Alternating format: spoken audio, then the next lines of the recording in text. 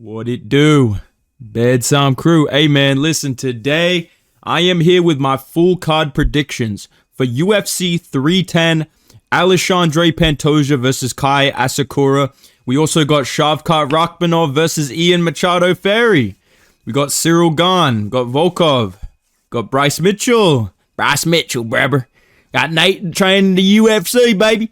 We got Dominic Reyes, Anthony Lionheart Smith, Vicente Luque, Aljo Evloev, Brian Battle, Chase Hooper, and the rest of nobodies. But let's get into this early prelims. First fight, we got Kennedy Nzechukwu versus Lucas Brzeski,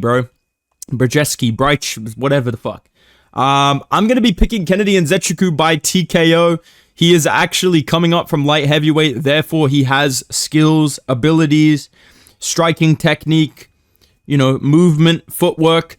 I think that's a huge advantage in the heavyweight division. I know this is a short notice fight, but I feel like he's going to get this done very quickly. He looked pretty good against Chris Barnett in terms of his technique, not comparing them side by side. I think Nzechukwu is actually pretty good, and I think his range, his reach advantage, he's going to be able to put a nasty 1-2 down the pipe and finish Brzeski in late round one, I'm going to say. I think he's going to get a pretty brutal TKO.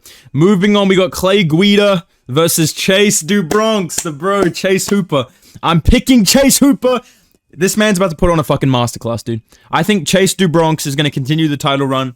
I believe he's going to get either a ground and pound TKO from a triangle position, or he's going to lock up a submission like a triangle or an armbar or something like that from the top after he pieces up Clay Guida on the feet. I just don't, I usually, when it comes to lightweight guys against Clay Guida, I pick them to beat him by decision because he is quite tough. He's hard to finish.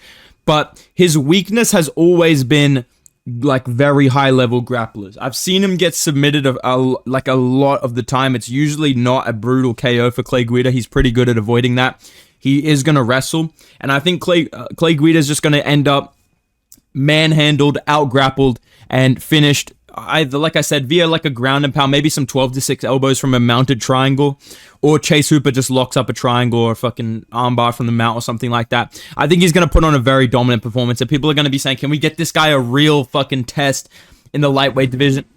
The fuck was that? What the fuck was that? Fucking Thor's hammer just fucking dropped outside my house. Yeah, Chase Hooper's going to win though, dude. Moving on, we got Michael Chiesa versus Max Griffin. This is a fucking old head matchup.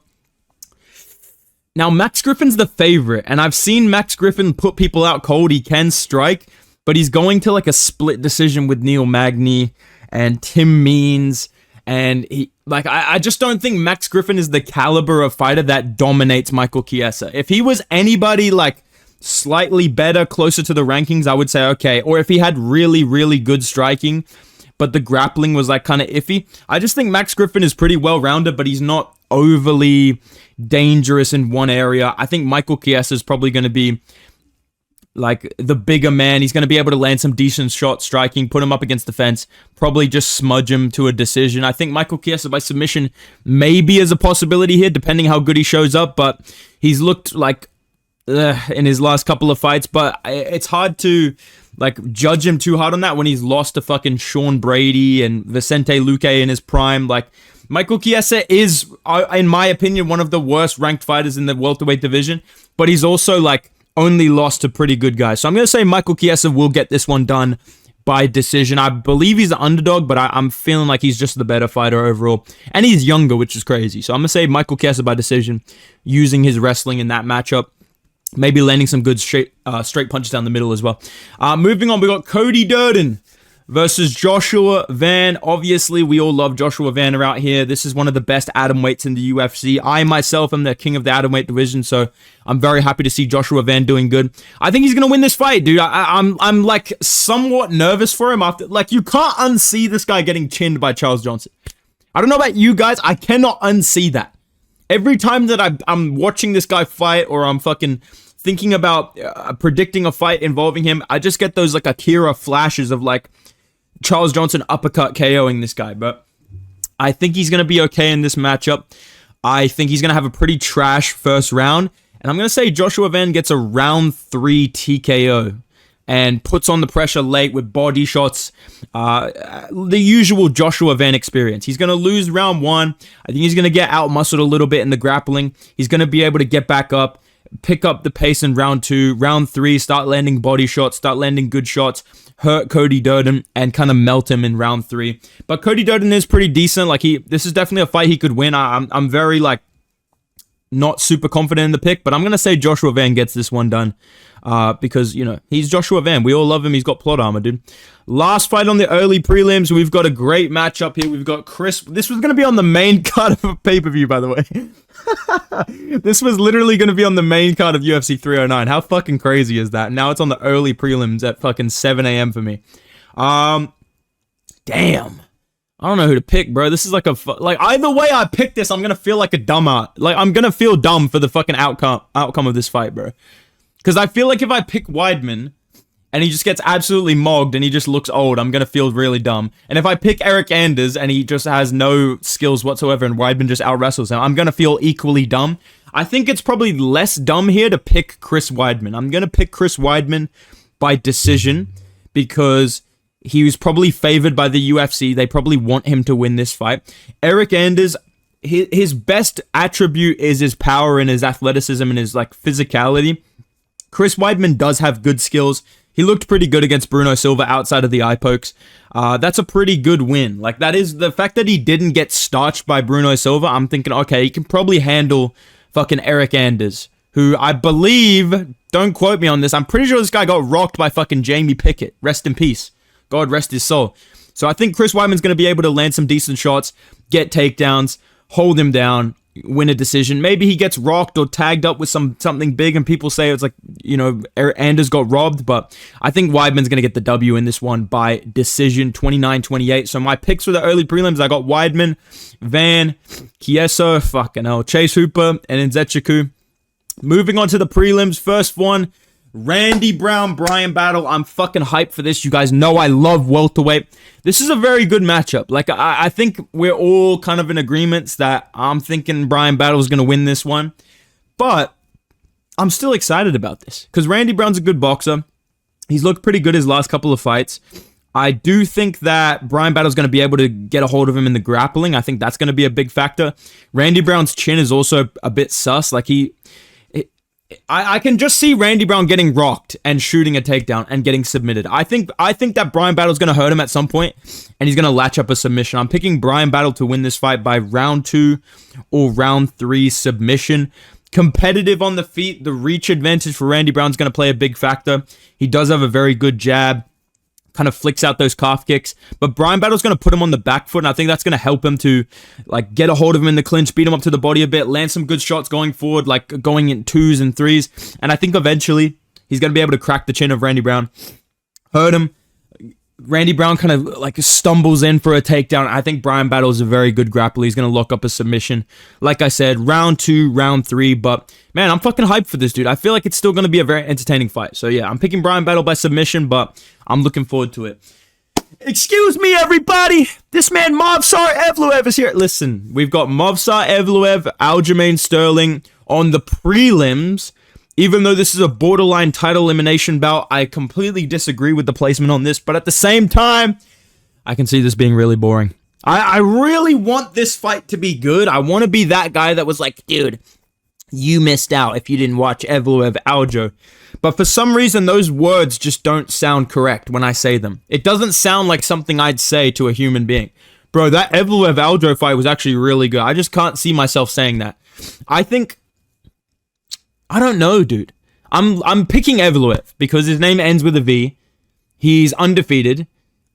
Like, it's really not rocket science to be like, I think Evloev's going to win. He's going to find a way to win. I think he's going to be able to take down Aljamain Sterling and control him. We've seen Aljamain Sterling get ragdolled by Petr Yan, who's smaller. Movsar Evloev has pretty underrated boxing as well. I think there'll be extended periods where there's no grappling and we're just striking on the feet. And I think Aljamain can do okay, flicking up kicks. Flashing like the elbow when Evloev tries to rush in.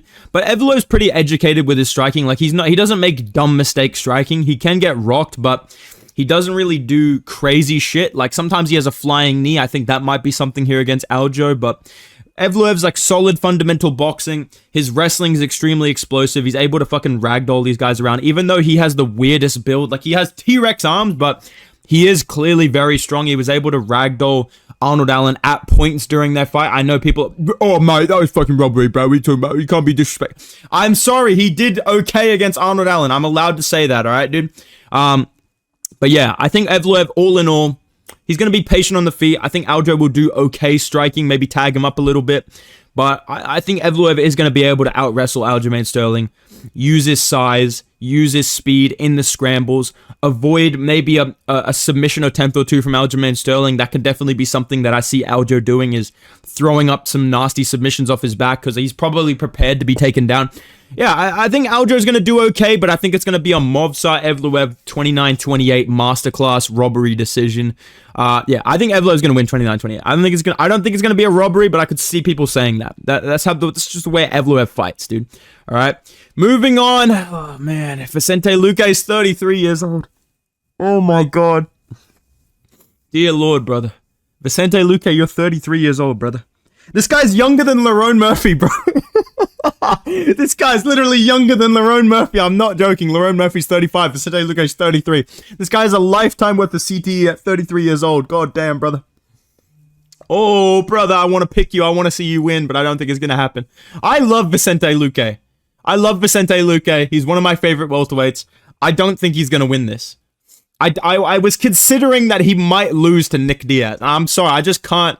The fact that even crossed my mind, and it probably wasn't going to happen, but the fact that it crossed my mind, yeah, brother. I'm picking Themba Gorimbo to win this fight by boring decision. I think Gorimbo is not particularly talented in any one aspect of MMA, but he does not have any fucking where near the level of CTE of Vicente Luque. Decent power from Gorimbo, good cardio, spams takedowns, holds you down, doesn't really do ground and pound. I don't think Vicente Luque is going to be able to, like, I don't know though, because Luque did stuff a lot of takedowns from RDA. I could definitely see him maybe surprising people, just winning like a pitter-patter kind of jab, like calf kick decision. But I don't know, he just seems less on the skills of Luque and more on the mentality and the physicality. It seems like he's having a really hard time pulling the trigger. Here's what I'll say. It's either going to be Gorimbo. My main prediction is Gorimbo by boring decision, maybe like just control time decision, nothing spectacular. Or Luque does a better job at stuffing the takedowns that people expect, jabs him up on the feet, Gorimbo lands some good shots, and I could see Luque winning a decision in a very close fight. But I'm not confident in him. I'm going to lean towards Gorimbo, but maybe Luque's takedown defense tires out Gorimbo. He's able to land some good jabs. He has good straight punches. He just doesn't move his head, and I feel like Gorimbo is going to be able to hurt him at some point as well, which leads to a takedown. Yeah, I think Gorimbo's just fresher, more momentum. UFC probably wants him to win this shit as well. Let's be fucking real here. And I think he just has more like ability to pull the trigger in this fight than Vicente Luque. I don't know what Luque's going to do when he shows up, and it's like hard to pick somebody when you don't know what form they're going to show up in. So I'm going to say Gorimbo by decision. Unfortunately, it hurts to say that, dude. Main event of the prelims, baby! Now listen, on paper, I mean, Anthony Smith dominates this fight. Anthony Smith did better against John Jones. I mean, he did better against, who else have they commonly fought? That's it. That's literally it. Ryan Spann. I mean, all I got to say is Anthony Smith has a win over Ryan Spann. 2 wins over Ryan Spann. He KO'd him in the Apex as well. He has 3 wins. Oh my god, he has 3 wins over Ryan Spann. Dominic Reyes has 0. So, you tell me who's going to win this fight, man. I'm picking Dominic Reyes. I'm picking Dominic Reyes, dude. Anthony Smith, your run ends here, bro. I think Dominic Reyes is going to TKO Anthony Smith. I think Dominic Reyes is going to put on a great fucking performance in this fight. There's no danger from Anthony Smith, bro. I'm sorry, but I just don't see what the fuck Smith is going to do. I feel like to beat Dominic Reyes in present day, you have to chin him. I cannot remember the last person Anthony Smith beat, and it was like, yeah, Smith meant for that to happen. You know what I mean, dude? It's always like, oh man, this guy just jumped into a guillotine, or oh man, fucking calf kick nerve damage, TKO. Good job, bro. You know what I mean? Dominic Reyes looked fucking good against Dustin Jacoby, and I think Jacoby would beat Anthony Smith. And I think that like Khalil Roundtree dominated Anthony Smith pretty much, like finished him. It was competitive in some points, but all in all, pretty much made Smith look like shit. Jacoby goes to a split decision with Roundtree, arguably wins that fight. Dominic Reyes smokes Dustin Jacoby. I don't believe in MMA math, but there's something to that. I gotta mention that there's something to that. I think Reyes is just quicker, sharper, more explosive, genuinely skillful, decent defensive grappling. We saw it against Jones. We saw it against Weidman. I know that is funny to say. That was like 7 years ago, but I still think Reyes is all around better than Anthony Smith, and I think he's going to put something on his chin and hurt him, and Smith is going to do like the baby stiff leg fall down, and Reyes will follow up with some ground and pound. I think Reyes by TKO round 1 or maybe early round 2. I'm feeling this Reyes W. So my picks for the prelims, I've got Reyes, I've got Garimbo. Fuck, dude, I want Luque to win, man. I've got Evloev, I've got Battle, I've got Weidman, Van, Kieso, Hooper, and Nzechukwu. Okay, let's get to this main card. Nate the Train in the USA, baby. I got Nate Landwehr versus Doo Ho Choi opening up the main card. Very excited for this matchup. I believe this is a Fight of the Year candidate waiting to happen. I know that the majority prediction here is Nate Landwehr by decision. I'm literally you could flip a fucking coin with this fight. I feel like it's either Doo Ho Choi KOs Nate Landwehr in the first round because he gets dropped and rocked badly pretty much every single fight. And Doo Ho Choi does have crazy fucking power at featherweight. He rocks most of his opponents very early on. Or Nate Landwehr gets rocked early on in round 1 badly, recovers, weathers the storm, fucking hell. Weathers the storm and comes back and wins round 2 and round 3 and maybe finishes Doo Ho Choi late. I'm probably going to say Nate Landwehr wins this fight round 3, maybe late round 2 by TKO. I think that Doo Ho Choi is going to sting him really badly early on. I mean, obviously Doo Ho Choi could put him away early on, but I feel like I've seen in enough like Nate Landwehr fights, it almost makes him better to get rocked or dropped at some point. So I think what's going to happen is Doo Ho Choi is going to rock him pretty badly. Nate Landwehr is going to, have a pretty shit first round. Start to come back together. Doo Ho Choi slows down a little bit. Nate Landwehr starts to rock him a bit. Mixes up the grappling, maybe gets a submission late round 2 or a TKO late round 2, early round 3.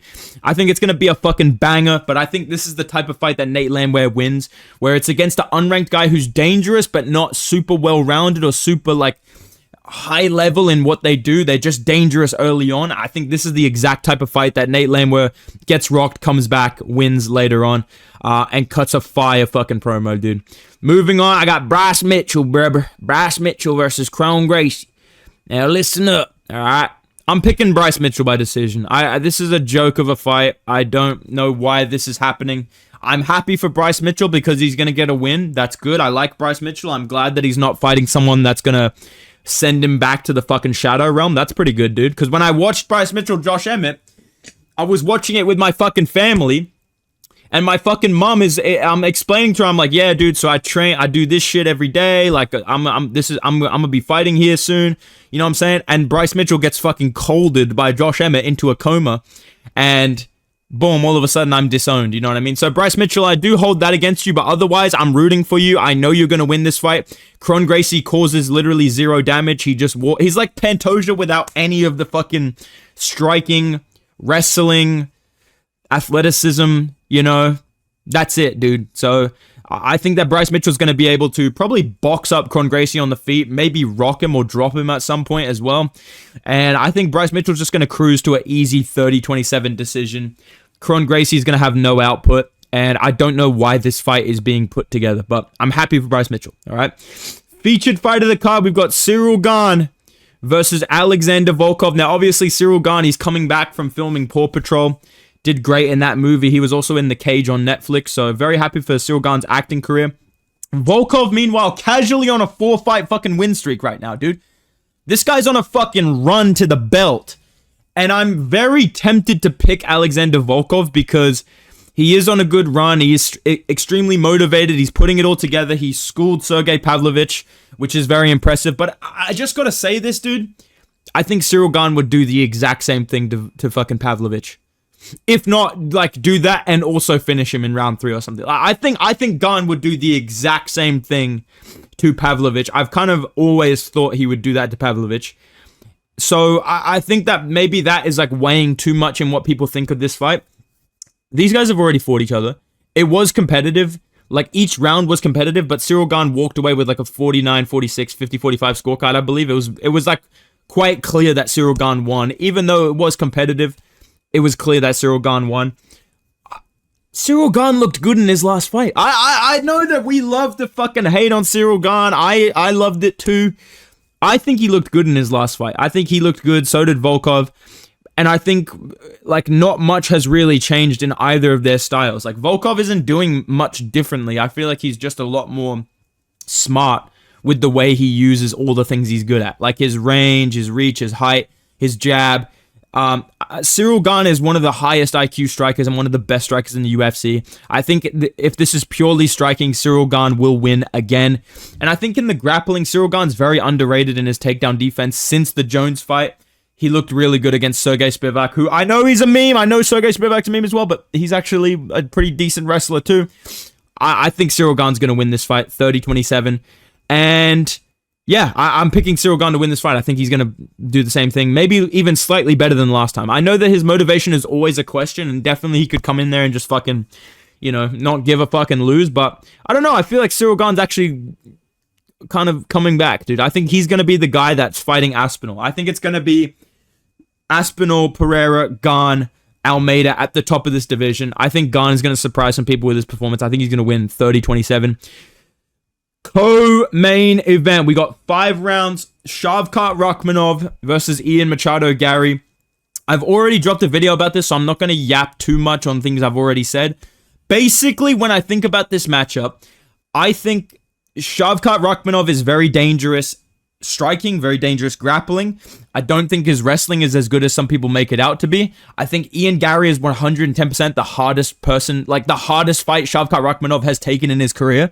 Like, this is going to be the hardest fight of his career. I think Ian Gary has fought pretty much the same competition, schooled them for the most part. Shavkat Rakhmonov has struggled with these guys similarly to Ian Gary. Like, he's clearly beat them, but they've had some decent moments. Shavkat finished them. Ian Gary beat them by decision. I think Ian Gary is nowhere near as dangerous in terms of finishing ability as Shavkat Rakhmonov. And that's why I think Ian Gary will do good in this matchup and piece up Shavkat on the feet and move around and maybe clinch him as well and try and waste some time and extend Shavkat Rakhmonov, have maybe win a round or two. But I don't think he's going to be able to beat Shavkat Rakhmonov because for 25 minutes, you have to, like, waste time and just kind of avoid the danger that's always there with Shavkat Rakhmonov. Shavkat, like, sometimes I use it against him, but I will give it to him as credit here. Even if he's losing a round or losing an exchange, he can always turn it into a finish. He can always finish you at the end of a round. The 10-second, like, clapper, it doesn't mean anything to him. He'll still lock up submissions. So I think that Ian Gary's going to piece up Shavkat Rakhmonov, maybe be ahead on strikes, be able to defend takedowns early on, especially up against the fence and in the clinch, like up on the upper body because of his judo experience. But I think eventually Shavkat Rakhmonov's going to be able to walk through the point fighting of Ian Gary, get a hold of him, get a submission early round 3, like in round 3. I think it's going to be round 3, maybe round 4, I'm saying 2 or 3. Shavkat Rakhmonov is going to lock up a submission. I think it's going to be a front choke. It's going to be like a guillotine or a ninja choke. I could see him maybe like pulling him down into a Das choke. I think Shavkat Rakhmonov is going to get a hold of him and submit him after like 2 or 3 rounds where people are like, oh shit, Gary's actually fucking winning this, or Gary's doing really fucking good. And using the head movement of Shavkat Rakhmonov against him. Tagging him up with jabs, calf kicking him, oblique kicking him, whipping up head kicks to keep the hands up, defending takedowns, fighting in the clinch. I think Ian Gary's going to impress a lot of people in this fight, but I don't think he has the power or the wrestling ability to, like, decision Shavkat Rakhmonov, which is how Ian Gary wins. If this was a 3-rounder, I would say, you know what, Ian Gary could fucking win this, but I'm going to say Shavkat Rakhmonov gets the finish at some point via submission. Should be a good fight, dude. I think this is 100% the hardest fight of Shavkat's career. This, to me, is more impressive than anything he's done in his career. If he beats Ian Gary and finishes him, that's more impressive than anything he's done in his career. 110%. If Ian Gary wins this shit, respects, bro. All right? Main event, we got, I work so hard for this, guys. I don't leave the video, guys. Versus Kai Asakura. I'm picking Alexandre Pantoja, bro. I'm picking Pantoja. I think he's going to have moments of outstriking Kaya Sakura on the feet. I think he's going to hurt him on the feet, dude. Pantoja's just on a roll. Like, his momentum is crazy. His striking looked pretty good against Steve Erceg. I know that he got cut and out damaged in that fight, but I thought he won that fight. His wrestling and his grappling is honestly some of the best in the UFC. Like, his pure jiu-jitsu ability, on top of the way that as soon as he gets a hold of you, he's on your back and he's taking you down, and you have to fight the hooks or you have to fight the hands. Like, Pantoja's just too fucking good, dude. I've watched a bit of Kaya Sakura. I'm not going to pretend to be this hardcore genius that knows Kaya Sakura like the back of my hand. I think he's going to be looking for like a flying knee up the middle, damaging shots like that, like knees up the middle seem to be a specialty. I think he's going to be able to do well early on, maybe win round 1. But I think as this fight goes on, Pantoja's going to be too well-rounded, too fucking strong in the grappling, too good. I think Kaya Sakura's size and frame will help him, like I said, early on to do well, but I think eventually Pantoja will climb up on his back, or he'll sit him down like he was doing to Steve Erceg, and I think it's only a matter of time before Pantoja gets a submission. I'm going to say Pantoja wins this by submission in round 2 or 3. I think round 2 or 3. I think this is going to be a really, really good performance from Pantoja. I'm feeling like he's coming in ready to fucking go this time. I think he definitely underestimated Steve Erceg a little bit, like most people did, but I think that type of prototype of a fight where you're dealing with a tall, lanky, kind of dangerous striker that's pretty quick and scrambly, but not the level of grappler you are, not as physical as you are, and expects you to go down from their best shots, which Pantoja just fucking doesn't. I think having that fight before this one means he's going to have a better performance against Kaya Sakura. Even though I believe Kaya Sakura is elite level, I think the experience of fighting Erceg going straight into this one, I think Pantoja's going to fucking finish him, dude. That's my predictions. Let me know what you guys think down below in the comments. If you enjoyed the video, drop a like, subscribe to the channel. I got a tier list video coming tomorrow that I think you guys are going to like. It's like some old school bedtime type shit, so subscribe for that. Go follow me on Instagram and Twitter at Bedtime and May, because we're going to be doing like a fan submission video type thing, so I need you guys to send me shit on there when I mention it in a video, so go follow me on over there.